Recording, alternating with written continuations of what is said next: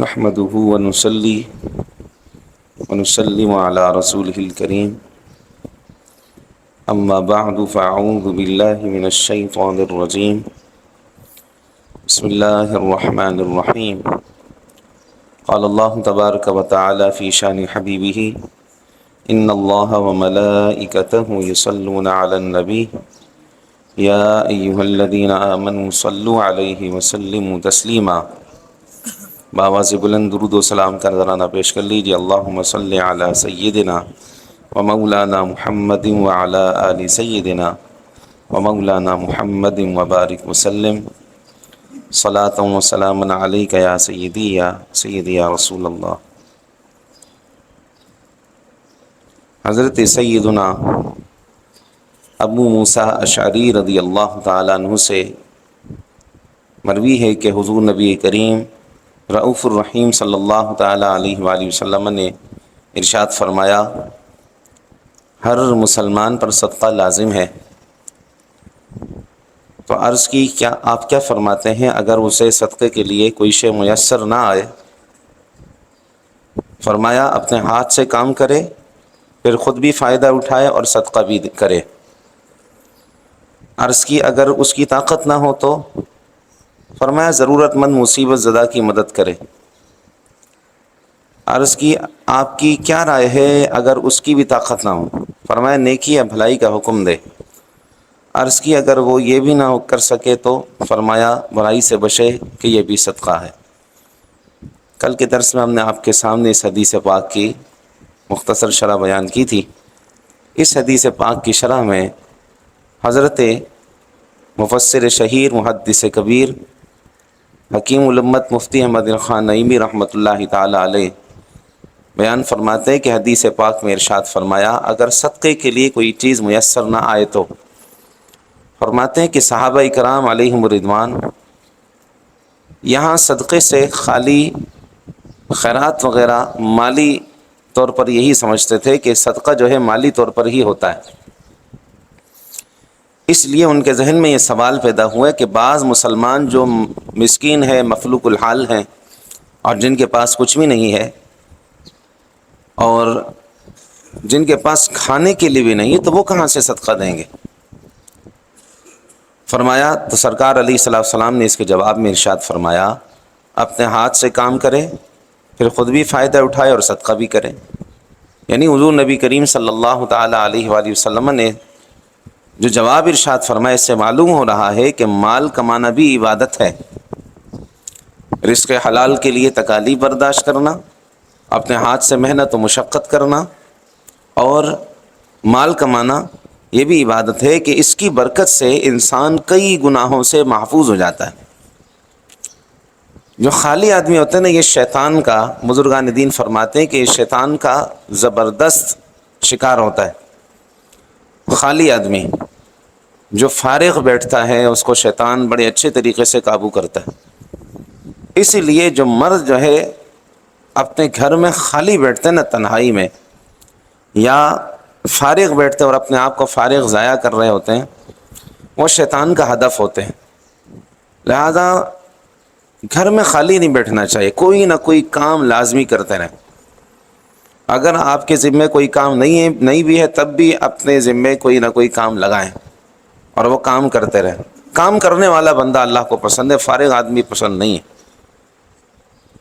تو فرمایا کہ جو یہ مال کمانا ہے یہ بھی عبادت ہے اور اس کی برکت سے انسان کئی گناہوں سے بچ جاتا ہے، جیسے بھیک مانگنے سے بچ جاتا ہے، چوری کرنے سے بچ جاتا ہے، ڈاکہ ڈالنے سے بچ جاتا ہے، راہزنی سے بچ جاتا ہے۔ بہت سے اس طرح گناہ ہے کہ جس سے انسان محفوظ ہو جاتا ہے۔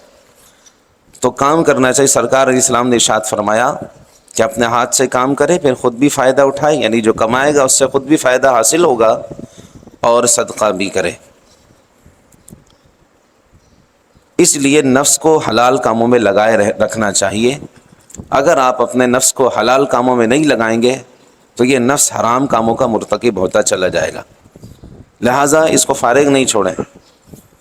اسی لیے سرکار دو جہاں صلی اللہ تعالیٰ علیہ وآلہ وسلم نے ارشاد فرمایا، جب آخر میں حضرت ابو موسیٰ اشعری رضی اللہ تعالیٰ عنہ نے پھر سوال کیا اگر یہ ایسا بھی نہ ہو پھر آپ کیا کہتے ہیں؟ فرمایا برائی سے بچے کہ یہ بھی صدقہ ہے۔ حضرت مفتی احمد یا قاسم نعیمی رحمۃ اللہ تعالیٰ علیہ بیان کرتے ہیں کہ برائی سے بچنے کی دو صورتیں ہیں۔ نمبر ایک یہ کہ فساد کے زمانے میں گھر میں گوشہ نشین بن جائے، یعنی باہر فساد ہے اور اگر باہر نکلے گا تو فساد کا شکار ہو جائے گا، تو فرماتے گھر میں گوشہ نشین بن جائے کہ نماز کے اوقات میں مسجد میں، باقی گھر یا جنگل میں گزارے۔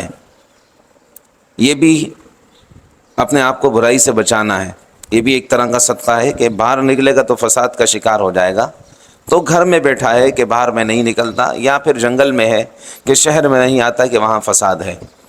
جیسے کہ ایک زمانہ ایسا تھا کہ بوریاں بند کر دی جاتی تھیں اور لوگوں کو مارا جاتا تھا، اور ہمارے اس شہر نے یہ دور بھی دیکھا ہے کہ کئی قومیتیں اور زبانیں آپس میں لڑ گئیں اور پھر ان کی نظر بہت سے مسلمان ہو گئے کہ جن کو کاٹا گیا، جن کے بدنوں کے ٹکڑے ٹکڑے کیے گئے، بوریاں بند کی گئیں، اور یوں ایک دوسرے نے ایک دوسرے پارٹی کے لوگوں کو مارا۔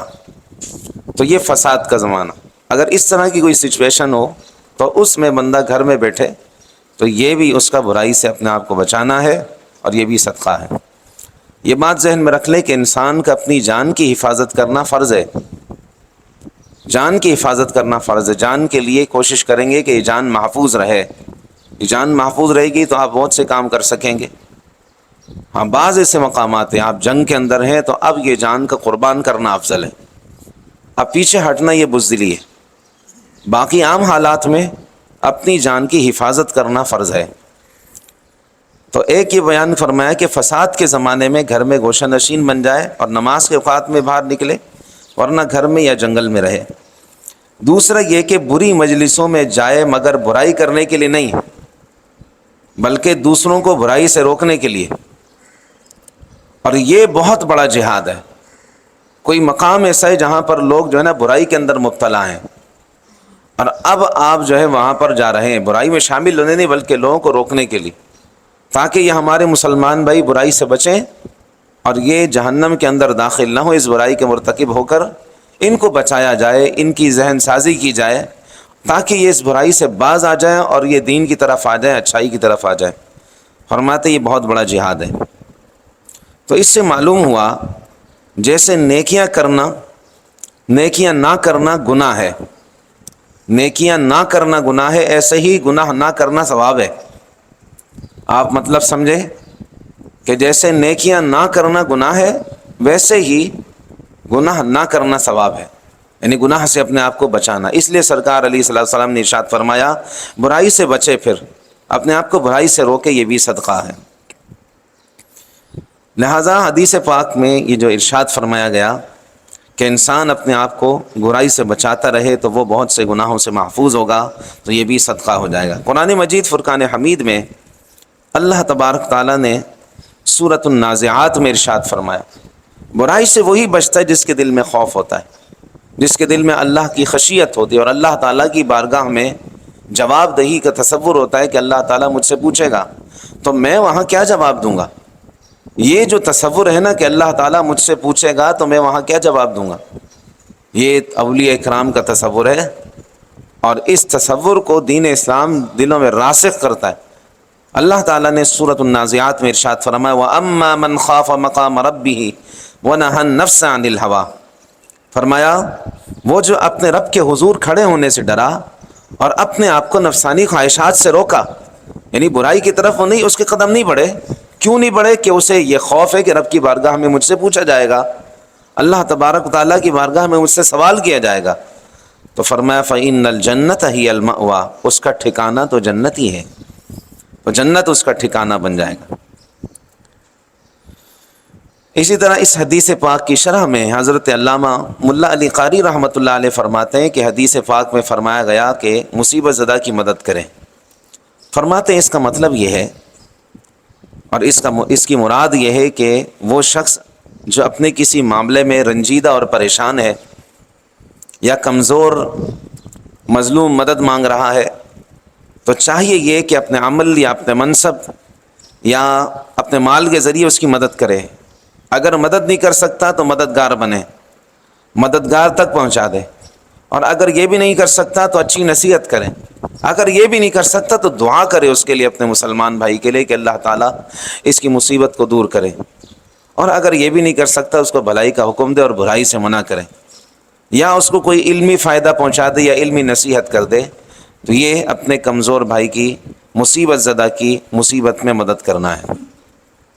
عیون الحکایات میں حضرت سیدنا صالح علیہ السلام کا، ان کی قوم کے ایک شخص کا واقعہ بیان کیا گیا ہے جو صدقے کی برکت سے اس کی جان بچ گئی۔ فرماتے ہیں کہ حضرت سیدنا صالح علیہ السلام کی قوم کا ایک شخص تھا، بڑا سخت جھگڑا کرنے والا تھا اور لوگوں کو بہت تنگ کرتا تھا۔ وہ شخص، لوگوں نے تنگ آ کر اس کا ذکر حضرت سیدنا صالح علیہ السلام سے کیا اور اس کی خوب شکایت کی کہ آپ کچھ کریں کہ اس سے ہمیں چھٹکارا نصیب ہو جائے، اس نے بڑا تنگ کیا ہوا ہے۔ تو آپ علیہ السلام نے فرمایا جاؤ، انشاءاللہ تمہیں اس کے شر سے خلاصی مل جائے گی۔ چنانچہ لوگ خوشی خوشی چلے گئے کہ اب اس کے شر سے ہمیں حفاظت مل جائے گی۔ وہ شخص جو ہے، وہ جھگڑالو شخص جنگل میں جاتا تھا اور لکڑیاں کاٹتا تھا اور لکڑیاں کاٹ کر فروخت کرتا تھا۔ حسب معمول وہ جنگل گیا اور اس کے پاس 2 روٹیاں تھیں جو وہ اپنے کھانے کے لیے لے کر گیا تھا۔ اس نے کیا کیا کہ ایک روٹی خود کھا لی، ایک کسی فقیر کو صدقہ کر دی۔ پھر وہ جنگل سے لکڑیاں کاٹ کر واپس گھر آ گیا صحیح سلامت۔ جب لوگوں نے اس کو صحیح سلامت دیکھا تو حضرت سیدنا صالح علیہ السلام کی خدمت میں حاضر ہو گئے اور عرض کی کہ حضور ہم تو آپ کی خدمت میں اس لیے حاضر ہوئے تھے کہ اس سے ہمیں نجات ملے، تو دوبارہ صحیح سلامت آ رہا ہے۔ آپ علیہ السلام نے اس نوجوان کو بلایا اور فرمایا آج تم نے کوئی نیک کام کیا ہے؟ تو اس نے عرض کی کہ اور تو کوئی نیک کام نہیں کیا، بس صرف ایک روٹی ہے جو میں نے صدقہ کی ہے۔ تو آپ علیہ السلام نے فرمایا اپنی لکڑیوں کا گٹھا کھولو ذرا۔ اس نے جب گٹھا کھولا تو اس میں کھجور کے تنے کے برابر ایک بہت موٹا اژدہا زہریلا اس کے اندر موجود تھا۔ فرمایا کہ اگر تو یہ صدقہ نہ کرتا نا تو یہ سانپ تجھے ڈستا اور تیری وہیں موت ہو جاتی، تو یہ تیرا صدقہ تیری موت کے درمیان حائل ہوا اور اس کی برکت سے تیری جان بچ گئی۔ لہٰذا ہمیں بھی چاہیے کہ ہم بھی صدقہ کریں، خیرات کریں، خوب صدقہ کیا کریں جتنا ہماری وسعت ہے۔ اسی اعتبار سے اس حدیث پاک سے آپ نے یہ سمجھ لیا کہ فقط صدقہ جو ہے وہ پیسے کا ہی نہیں ہوتا، اچھی بات بھی صدقہ ہوتی ہے، برائی سے بچنا بھی صدقہ ہوتا ہے، کسی کی مدد کرنا بھی صدقہ ہے، کسی کو نصیحت کرنا اور کسی کو برائی سے روکنا، کتنے صدقات ہیں، ہمیں اس سے فائدہ حاصل کرنا چاہیے۔ اللہ کریم ہم سب کو عمل کی توفیق عطا فرمائے، آمین بجاہ سید المرسلین۔ الحمد للہ رب العالمین والعاقبۃ للمتقین والصلاۃ والسلام علی اشرف الانبیاء وسید المرسلین۔ اللہم ربنا زدنا علما نافعا وعملا صالحا ولسانا ذاکرا وقلبا خاشعا وبدنا صابرا ورزقا واسعا۔ اللہم استرنا بسترک الجمیل فسهلنا یا الہی کل صعب بحرمة سید الابرار سهل۔ اللہم افتح علینا حکمتک وانشر علینا رحمتک یا ذا الجلال والاکرام۔ وصلی اللہ تعالی علی حبیبہ سیدنا و مولانا محمد وآلہ وصحبہ اجمعین برحمتک یا ارحم الراحمین۔